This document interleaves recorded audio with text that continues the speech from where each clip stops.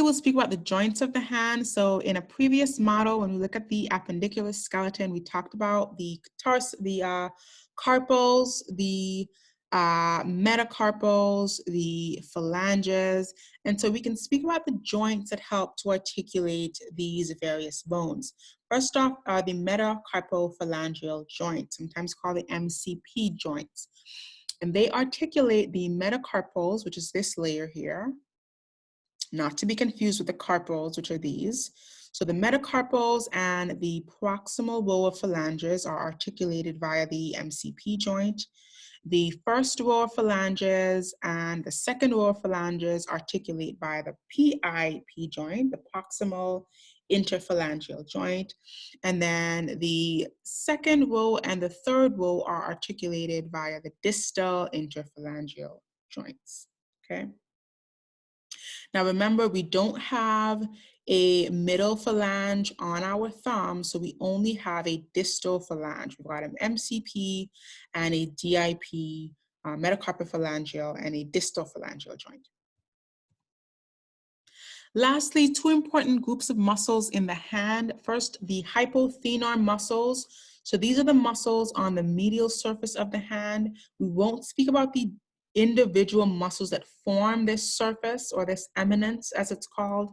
But we will just speak about the medial side being called the hypothenar eminence collectively, and the lateral side, the surface closest to the thumb, being called the thenar eminence or the thenar muscles collectively, right? So hypothenar on the medial side here, and then thenar collectively on the lateral side.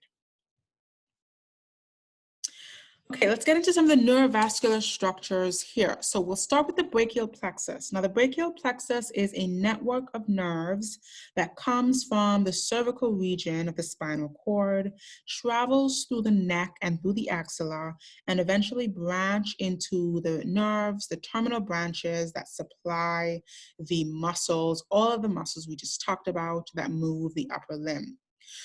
So we've got roots coming from those spinal cords, we've got trunks, divisions, cords. We're not interested in this proximal part of the brachial plexus. All that you have to know for this unit is pretty much the terminal branches. So there are 5 terminal branches of the brachial plexus that we are concerned with. The first one is called the musculocutaneous nerve.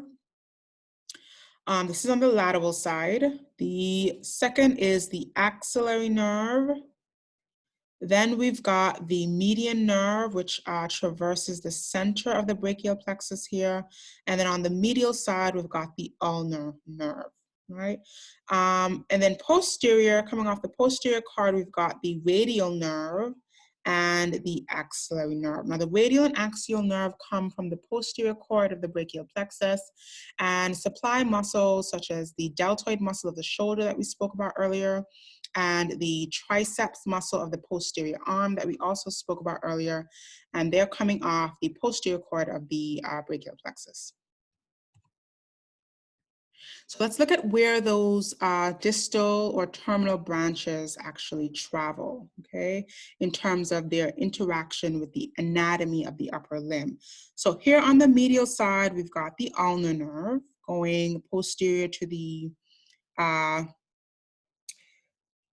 medial surface of the humerus here. We've got the axillary nerve going around the shoulder. This innervates the deltoid muscle. We've got the median nerve going right down the center here, right through the middle of the forearm. This innervates most of the muscles in the forearm. We've got the musculocutaneous nerve on the lateral aspect of the arm. Musculocutaneous innervates all the muscles of the anterior arm.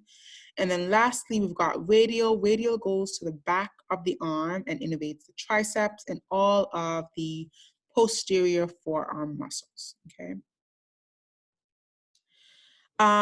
The arteries that supply blood to the forearm all branch from the subclavian artery. So the subclavian artery is so called because of its interaction, its relationship with the clavicle. So it goes underneath the clavicle, hence the term subclavian. And after doing so, the same vessel actually changes its name. So it becomes the axillary artery as it goes through the axilla or the axillary region. So the armpit is typically called the axilla. And then when it runs alongside the arm or the humerus, it becomes the brachial artery. Brachii meaning arm or of the arm. So the same vessel just changes its name as it travels from the core out to supply the limb itself. So subclavian artery up to the clavicle, then we've got axillary artery up to the interaction with the humerus, then we've got the brachial artery the rest of the way. When it gets to the elbow, it divides into two main arteries, the radial branch, which goes to the lateral aspect of the forearm and hand, and then the ulnar branch, which does the medial aspect of the forearm and hand.